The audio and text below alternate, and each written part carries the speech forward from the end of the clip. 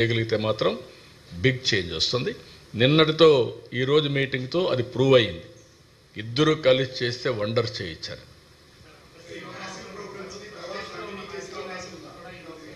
నేను ఈ సమయంలో కొంతమందిని మర్చిపోవడం మంచిది. ఆ నాయకుల గురించి ఆలోచిస్తూ ఉంటే అసలు సమయం పోతుంది మనకు. ఏది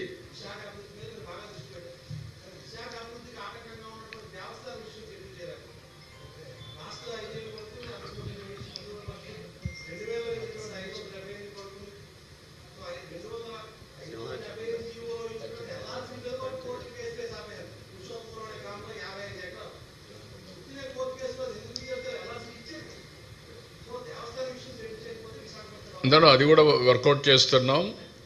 దేవస్థానాలన్నీ కొంచెం సెన్సిటివ్గా ఉంటాయి, కోర్టులు ఇవన్నీ ఫ్యాక్ట్స్ అవన్నీ ఎస్టాబ్లిష్ చేయాలి. కమిటీ కూడా వేసాం, డీటెయిల్స్ తెప్పిస్తాం. Will sort it out.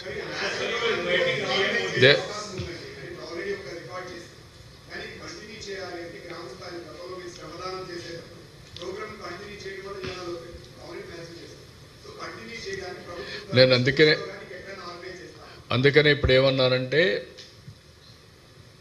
Visakhapatnam declaration ఇస్తాం. ఆ డిక్లరేషన్ ఏ విధంగా తీసుకుపోతూ ప్రూఫ్ ఆఫ్ కాన్సెప్ట్ కూడా ప్రొడ్యూస్ చేసి భవిష్యత్తులో దీనివల్ల లాభాలు ఏంటి. యంగ్స్టర్స్ ఉన్నారు, నేను అదే చెప్పాను ఈరోజు. ఫోకస్ కానీ కాన్సన్ట్రేషన్ కానీ ఇలాంటివి various qualities they can improve. అంటే ఇప్పుడు డిజిటల్ వరల్డ్లో everybody is in tens.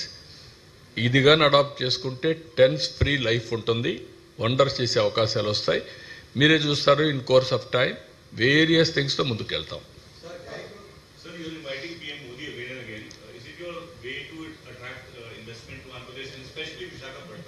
No, not only that, in the Prime Minister of India, we are in NDA. We promised very clearly double engine Sarkar. There will be a lot of benefits. That is where we have proved it. In Visakhapatnam we have seen steel plant we are reviving.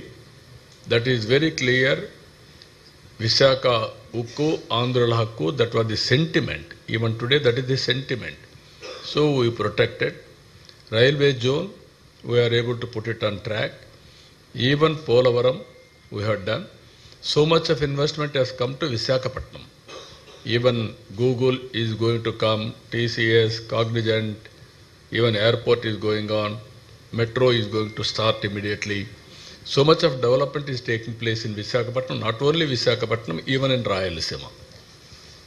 We are focusing more on decentralization of development. And even constituency level, I want to go backward constituencies, more incentives, even for industries. That is the work I am doing now.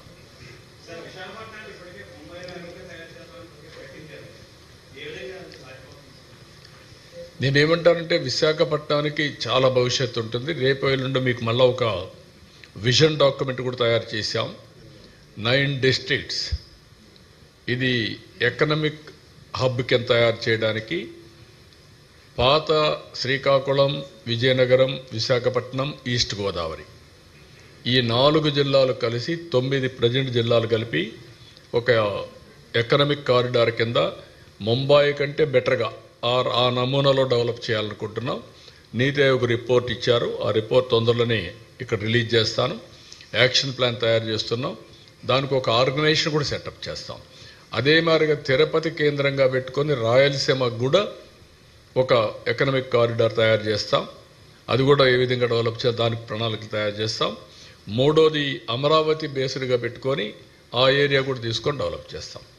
ఎక్కడికక్కడ ఈరోజు మీరు చూస్తే 1 ఇయర్లో 25 cabinet meetings పెట్టాం, 25 SIBB మీటింగ్లు పెట్టాం. దగ్గర 10 లక్షల కోట్ల రూపాయలు పెట్టుబడులు అట్రాక్ట్ చేశాం, MOL చేశాం. 5 లక్షల ఉద్యోగాలు, 5 లక్షల కోట్ల రూపాయలు గ్రౌండ్ చేశాం. అదే సమయంలో 5 లక్షల మందికి ఉద్యోగాలు వచ్చే అవకాశం ఉంది. ఇవన్నీ డెవలప్మెంట్ వల్ల సాధ్యం. ఎవ్రీ 15 days క్యాబినెట్ పెడుతున్నాం, ఎవ్రీ 15 days SIBB పెడుతున్నాం, క్లియరెన్స్లు ఇస్తున్నాం. క్లియరెన్స్ ఆపడం లేదు, దీన్ని లాజికల్గా తీసుకుపోవడం. యువతకు నేను ఒకటే హామీ ఇచ్చాను, 20 లక్షల మందికి ఉద్యోగాలు ఇప్పిస్తానని చెప్పి ఆ రోజు హామీ ఇచ్చాం. ఆ దిశగానే పనిచేస్తున్నాం. Not only DSC, everything. Please 1 minute.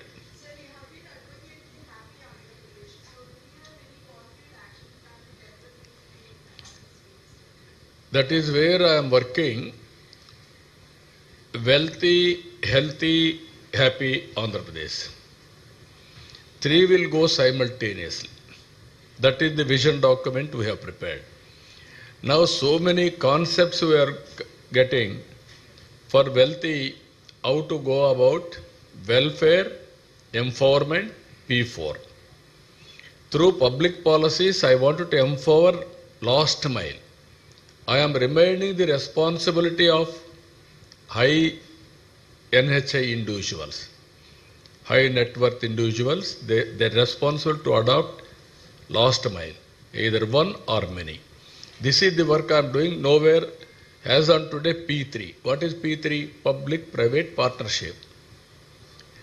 All user charges they are collecting, they are borrowing money. In turn, people are getting facilities, road, telecom, power, so many things.